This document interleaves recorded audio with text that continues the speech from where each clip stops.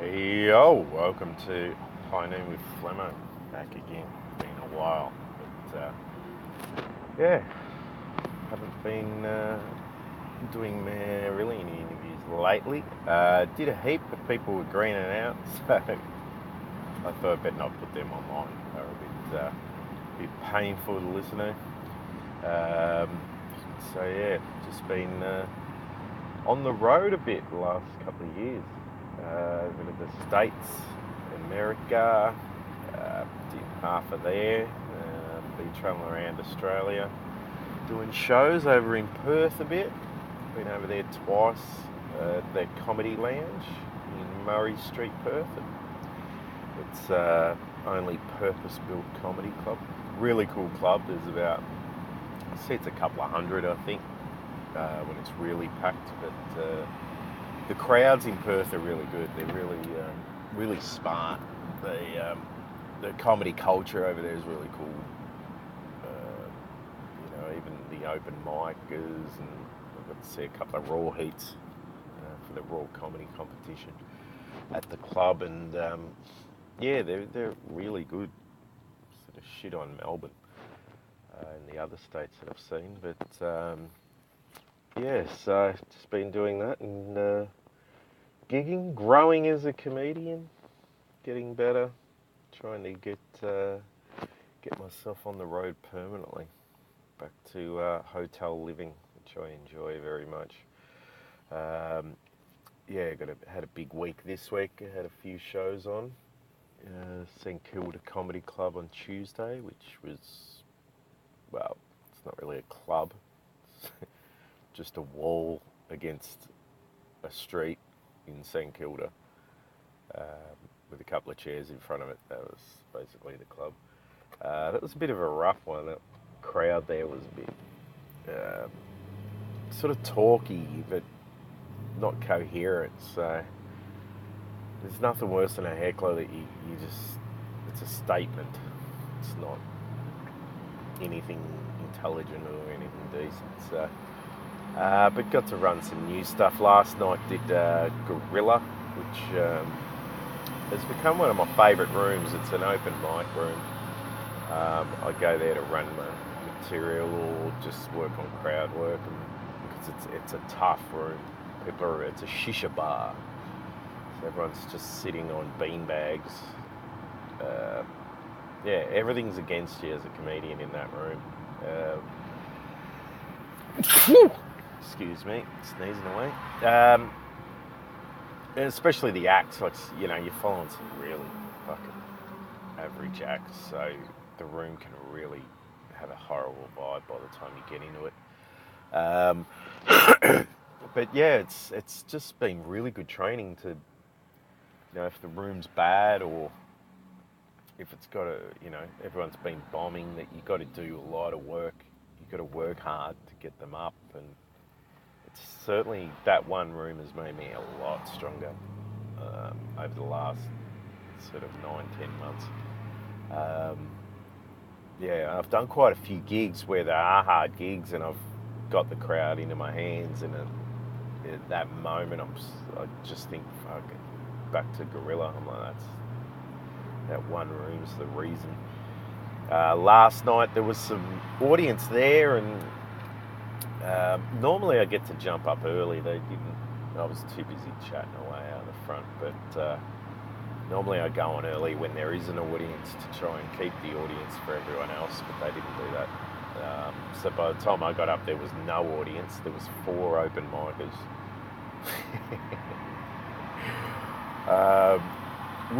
Which is cool, because in the past I would have not tried, or I would have been deflated, or got nothing out of the gig. But I did some new stuff and delivered it with that energy and that enthusiasm that you need, I guess. And so I ended up getting a lot out of the gig. Sort of workshopped a few bits with them. So yeah, no, it was a good learning thing again. Just go, even if it's, like I always say, if there's only 3 people in the audience, still work. But even if there's 3 comedians in the audience, still make them laugh, well, then your stuff's working. So, so that was good. Got some new material, and tonight I've got Speakeasy in Melbourne, which is it's like a burlesque sort of club. I've never done it before, but I just want to do a gig every night this week, which I should be doing every week. Tomorrow I've got the Kings of Comedy, or Cock as they call it.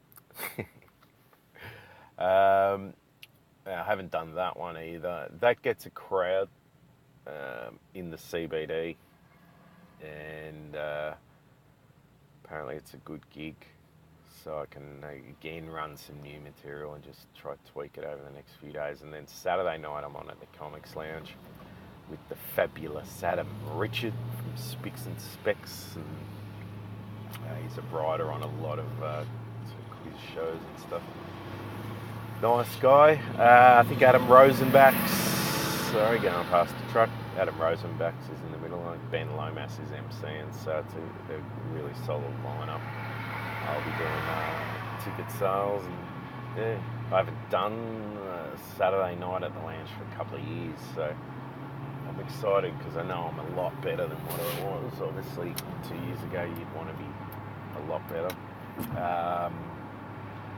But got better material and more confidence. I was already confident, but now I'm really settled up there. So yeah, these gigs are just to get my rhythm. Felt a bit lost last week, rhythm-wise. So yeah, just keep improving. Been off the weed since July. I'm going to keep the name of it, because I'll get back on it. Keep the name of the podcast. Yeah, July. I mean, I was in America, and I was power smoking like a maniac, chewing edibles like mad, but I wasn't really getting really high, which is, some places, Sacramento, I was pretty high. Bought some really cool edibles. I can't think of the place's name, but I bought some really cool edibles. They were chocolate, about $18 each, but they were 200 milligrams. And when I caught the bus from LA to Vegas, I think I ate 3 of them, and it kicked in because I was eating edibles and they weren't really doing much to me. Chibo chews and all that stuff. So I thought I'll go deep, and then it kicked in, and then I had this dude who just got out of jail that day come sit next to me, and it was just as it was kicking in, he's like, "Oh, can I sit here?" I'm like, "Fuck! I want to enjoy this stonedness," and so I ended up having this dude talking to me off his face on fucking crack, meth or whatever. He was just non-stop. And then it was funny because it got to a point where I just couldn't give him the attention anymore. I had to just sort of zone out and looking out the window. And then he's facing into the aisle of the bus, the Greyhound, and he's just talking to no one. And just kept talking like he was talking to someone until someone would make eye contact with him. And then, woof, he'd be fucking on him. It was like, oh, thank God. Put a fucking sock in this dude's mouth. And then the bus, I almost got dude kicked off. He was smoking crack in the toilet. He also just got out of jail. It's fucking hilarious, man. Like, growing up, because I went to a reform school and all that shit, I'm used to sitting at the back of the bus. So I'm in America, I'm straight to the back of the bus.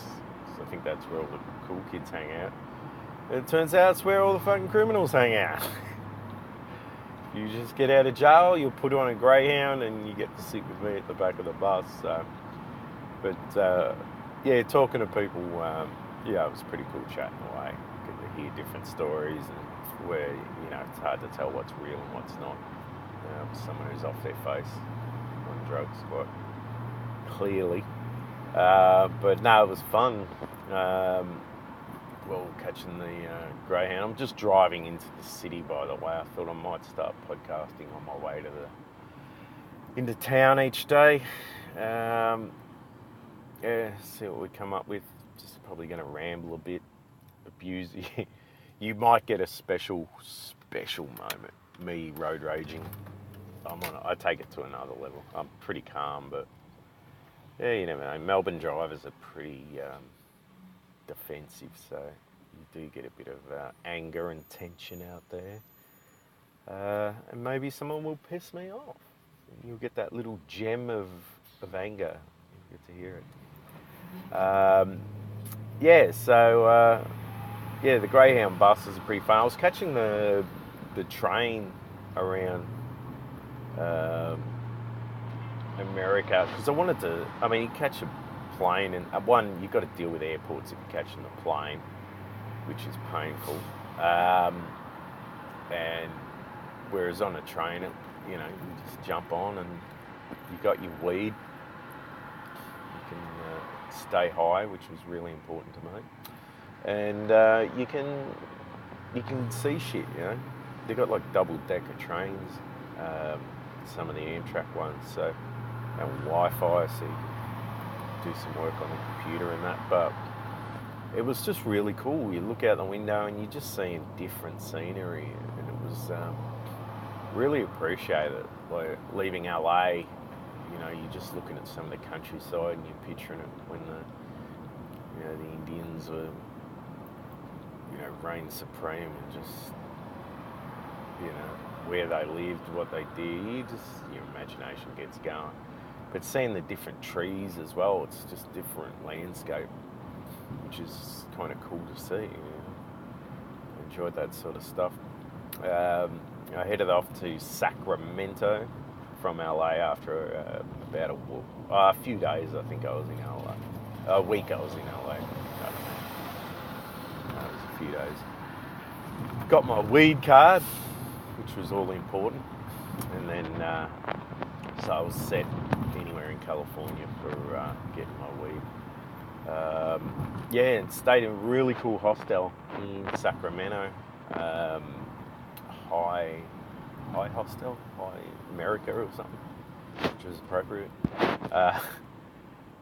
Really cool place. It's like this old mansion. I think it was oh Jesus, here we go. Road rage is going to start. Come on, go around him. People. So the hostel was really cool. The people that worked there were just lovely. The girl that ran it, the proper chick, she was fucking gorgeous. Was hanging out late at night together, which was cool. But most days, all I did was, like, I went to the comedy club there, Laughs Unlimited. That was pretty cool. It's in Old Sacramento, and Old Sacramento is fucking old. It's basically the cowboy days, where everything's what are these people doing? Fuck. Sorry. They're pretty much the footpaths, wood, like planks, like you could. I think the roads are dirt too. I think you could just rock up and... I think they weren't dirt, but they just kept the old buildings from when the first settlement there in Sacramento. So it's really cool to walk around. People got shot there. Not that it's cool, people got shot, but just the history, how old it is. Because Australia's not that old. We didn't have much shit happening, so 300-400 years of it. So. The comedy club there was really cool. Apparently it's like the oldest club in America or something. The first comedy club, and it really well laid out. I think there was like Rob Schneider on the wall and Leno, like some old, classic acts and stuff as well. Bob Saget from memory, Ray. Who else? Dana Carvey, or whatever his name is. Kerry Curry. He was there. But yeah, the acts weren't really good. I watched quite a few shows there, and they were, it seemed like they were a touch below, maybe a couple of steps below what I'd expect a headliner to be, or an MC to be. The difference there, though, MCs aren't necessarily killers like over here. You know, if you MC in Australia, you got to be good, and you're usually a headliner or, you know, something like that. You just do both roles, alternating or whatever. But over there, it seems to be the weaker act on the bill is the MC in some of the places, or the host, and they just sort of run through their material. But it's kind of known by the audience. The proper comedians come out.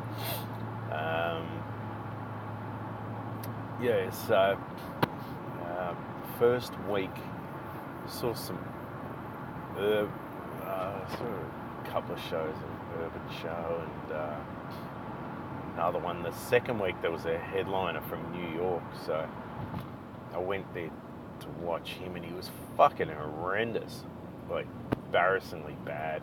I don't know, like I could have gone up there and made him look horrendous. And I mean, I'm a different act now to what I was a year ago, so that's saying a lot. But yeah, that's where I sort of worked out. There's different levels of headliner. You might be a road comic, but you're not doing the improv or the punchline or comedy store or places like that. Which I guess you do get here. You get people who aren't famous, but if you're a headliner here, you're pretty much good, unless you're just being pushed by an agent because you're young and good looking. Well, obviously, you haven't got the years under your belt to really kick ass. So that was, but it was good to sort of work out. Okay, there's different levels. There's different level of headliner. So, you know, I could when I get back, I could do that club for a week and know that I can cut it for a week and they can promote me, and you know, audience comes out. They got pretty good crowds, so it's good to know. And the other cool thing is you drive an hour away and there's your next gig for the next week. So there's just clubs everywhere. So you can sort of hang in the same place. It's really cool. But yeah, then got out of there and moved on down back. I went over to. I had to get out of Sacramento because you're only allowed to stay for 2 weeks at the Backpackers there, which sucked because I would just. Then again, it was probably good because I would have just stayed there for fucking 6 weeks, not left. But yeah, did some gigs, had some fun. I threw my material away when I got there too, by the way. So the first couple of weeks was pretty rough, just trying to. I wanted to write to their humour, not, and get up. I really didn't want people stealing material. I've heard a lot of people do that. Especially when I was in Denver, they were saying a lot of LA comics, like shitty ones, will come into Denver and sit at the back of the room and just take all your jokes and take them back to LA and work on their 8 minutes so they think they can get a TV show. So yeah, I was pretty good. There was a couple of gigs where I threw out some old stuff because I was doing longer sets, so I couldn't just riff for 10, 15 minutes. Headed off to San Francisco after that. Didn't like it. Did a couple of gigs there. Wasn't a real good vibe. Like as I was getting into San Fran, I was like, I don't want to be here. I just had a bad vibe pulling up in the bus, on the train or whatever. I was training that bus. It was. yeah, just didn't have a good vibe. Had a bit of a dangerous vibe about it as well. So I couldn't wait to get out of there. Then headed off to. I was pretty much in the spare of the moment, just going, all right, I'm going to go here now. So then I wanted to make my way back to LA and stopped off in San Luis Obispo, which is like a college town. Really nice place. It's really relaxing, very hippie sort of feeling. The backpackers there was very old. I was sharing rooms with people, so I was in dorms and stuff. So earplugs are required if you go and do that. People fucking snore, and I'm sometimes really impatient when it comes to sleep. So I'm the type that'll fucking kick someone or throw something at them and flip out if they're keeping me awake. But yeah, it's America. People have guns, so you learn to bite your tongue, behave. But yeah, it was good to get in there. There was no shows in San Luis, so I got back to LA, did a few gigs there. Had a shocker at the Comedy Store, doing Kill Tony. But one, it was new material, but two, that stuff was working in the other places. You know, like I said, I was starting from scratch, so a spoon joke, which the reference was, which if you've seen me know, it's a really funny joke I do, which is probably my favourite joke because it never fails. And threw that out and got nothing. And when I haven't really done over here much, maybe once or twice, haven't really worked on it, was a escape room, one about escape rooms, which was working in the other cities, and just everyone just stared at me. So, but apparently the interview I did went well, and a lot of them are like, that's more important than your set. I beg to differ. I don't want to kill in my set and get off stage. I don't want to be interviewed. So yeah, that sort of pissed me off a bit, but then that night I went and did an urban show, or black shows, and that went really well. Throwing out all the new stuff, and there was a couple of really solid comedians there, and obviously open micers as well on the other side, and the pros were laughing at my shit, banging the table. So it was, that's just good to, if they're laughing, then I know it's good stuff. So, if they weren't there and you just got open micers giving you looks like they want to shoot you, because they look like gangbangers, some of them.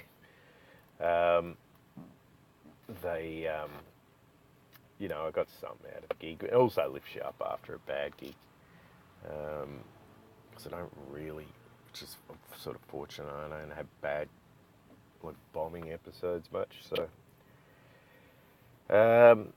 So yeah, mind you, this is a year ago, so memory's a bit shot. I was fucking high. And that night I learnt, don't walk home at 3 a.m. through Hollywood. Got followed by a couple of people. It's just, I don't know what it is. I think it's the mentality I have here of, I don't give a shit, I can look after myself. America's a different beast, and I sort of got that vibe, like, whoa, what are you doing? So got an old Volkswagen next to me here. Get your car serviced, homie. What are you doing, Dick Cheese? Almost had an accident, as I always do on this intersection. So, then off to LA. Then I went to Vegas to catch up with my mate Dan, Shane, his mate. I didn't want to go there. I didn't intend on going to Vegas, but he had a room and he said just crash in the room with us for free and spend a few days. But yeah, Vegas was all right. It was something I'd do for a couple of days. I wasn't drinking, so I was just smoking me weed. Um, yeah, there wasn't a lot, and not having the money to really go and do a lot of shit.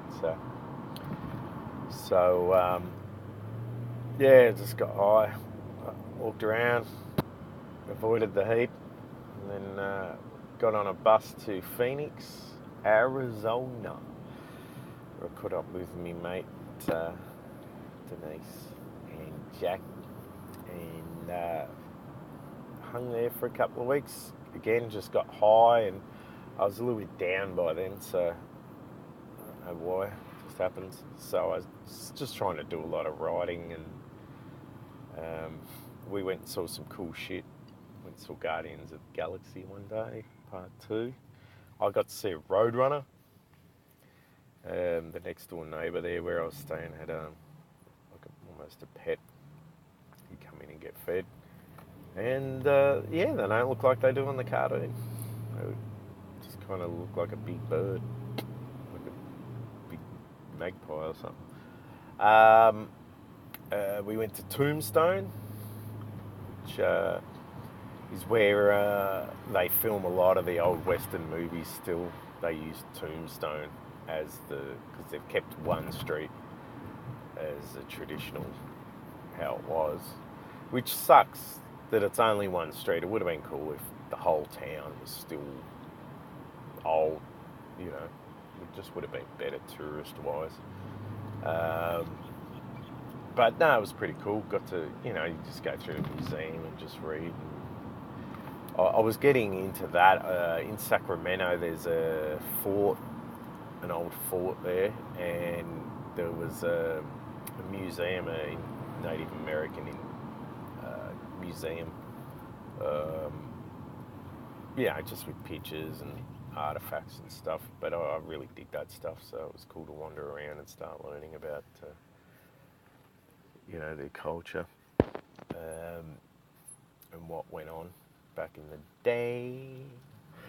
And then, where'd I go? Then I headed off to Denver, where I got very high, and I couldn't work out. I thought and the weed was really cheap there because it's illegal there. So I was buying really cheap. The cheapest weed was getting me high, as opposed to the more expensive stuff. So that was great.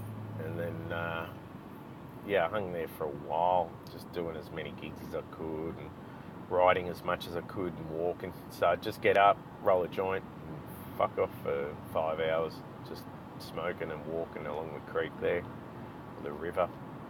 It was really just peaceful. Such a beautiful town, city. Went to Comedy Works there, which I always heard great things about. Joe Rogan filmed one of his specials there, Rocky Mountain High. And I've only ever heard that it's one of the best clubs in the world, so in America. And it really is set up really well. They've got those sacks that you put your phone in when you see a show. So you put your phone in a sack, they lock it, they give you your phone. Then if you need to make a phone call or something, you go out to the front, they'll open your phone, give it back to you, you make your call. But Dave Chappelle brought it in, I think, when he was doing the shows there. A great idea. Keeps people off their phones, keeps people from taking video and photos, and especially if you're working on new stuff, and it might be brand new, it might be really rough, and someone puts it online, then you run the risk of someone flogging it, but also people thinking you're not funny when you're trying new materials. So, but yeah, did a few shows there. They were really good. Had some really good gigs in Denver. But yeah, it was just one thing I learnt was travelling on my own. It's not a good thing. I need a travel buddy because I end up getting in my own head and getting depressed. And so yeah, by the time I was in Denver, I was sort of really down in some ways. Um, but it was good. You learn about yourself, you grow, you move on, improve.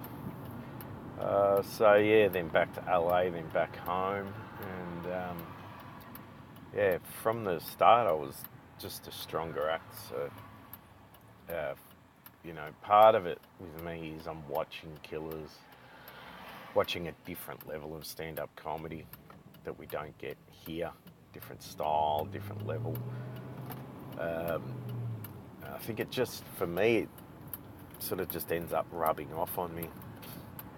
That presence, that confidence, that way to hold yourself on stage, and um, I'm really analytical as well. So, um, I'd break down people's movement on stage or how they're getting laughs. So, doing that for 3 months, you know, gigging here and there, and not killing. Though I had a few really good gigs, but um, just not having the material to go up and kill was tough. And part of it too, my material that would work really well here wouldn't work there. Some of it, it just isn't universal, or it's not, the humour's not universal. More so, I just come up with something I think's funny and I say it and work on it, and that's all it sort of works. So, yeah. So since I've been back, I did the rural tour of the Murray, um, supporting Kev, the kayaker, the Aussies, helping Aussies, I think it's called. But that and that was really rough. That was hard. Those gigs. They which I've blogged about. The crowds, I was told there'd be hundreds, and then there'd only be a few, and they're all over fucking 80 years old. The first heap of gigs were real death. So bad for confidence. Um, but then, there was one gig where I started really doing crowd work, and that just sort of shifted everything. And then the gigs got better and better after that. But it just goes to show, if you're doubting yourself and you get on stage with doubt, there's a good chance you're going to perform how you're feeling. And the crowd do sense that. They feel that vibe. So I think it's really important that you believe in what you're doing, believe in what you're saying, and believe in yourself. Get up there and take control, own it, which is what I tried to do. The last few gigs were really rough in the comedy sense. They were in caravan parks. One of them I didn't have a PA. I just leant on a chair and talked to people.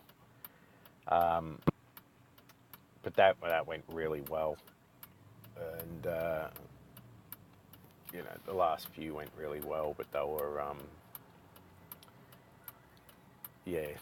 just like I said, I got told, there's 200 people. So when you're preparing for that, you're hyped up. Then when you get there and you see there's not, it brings you down a bit. But that happening made me stronger. So now I know, just put the pedal to the metal. And since then, like I said, doing Gorilla, that room, and not being fussed by how many people are there or who's there. If it's just alt comedians from Melbourne who generally won't laugh at you because you're not alt yourself, you're not one of their friends. It's very, very fake scene. Previously, I'd be thrown off by just having them in the audience because they're not going to laugh no matter what comes out of your mouth. So you kind of throw the gig. But now, which I've done recently, where I'll make them laugh because I know it pisses them off. So it kind of makes you feel good going, hey, I got you. You didn't want to laugh and I made you laugh. Nah. But doing that made me stronger. It's all, it's all positive and, it's all coming together. And been doing some shows at the lounge every other week with Dougie. And they've been, I've been doing really well there. So much so that word had got around and stuff. So, hence why I'm on this week. And during the comedy festival, I'll be up there doing some spots. So that's good. Hoping to head into Brisbane and Sydney. A good mate Akmal Sully. I caught up with him in Perth, and we hung out for a while afterwards. So I've just got to sort out when I want to go to Sydney, and he'll sort of make a phone call for me because it's a bit of a nightmare trying to get responses through email with him. But he knows the owner of the actual club, and personally he's a good mate of his, so could get me a good run there and showcase for him, and then it's just somewhere else to gig. One, but two, a lot of the agents are all up in Sydney as well, so never know who's in the room, and just make sure you're kicking ass whenever you get on. So I'll probably try to do this every week now and break down I guess what's been happening over the week, talk about gigs. I have no idea where the show's going to go. I'll probably start interviewing people again. Set up at the green room in the Comics Lounge and get a guest in. Comedy Festival starts in Melbourne in about 2 weeks, and so there'll be a lot of people in town to do interviews with, but I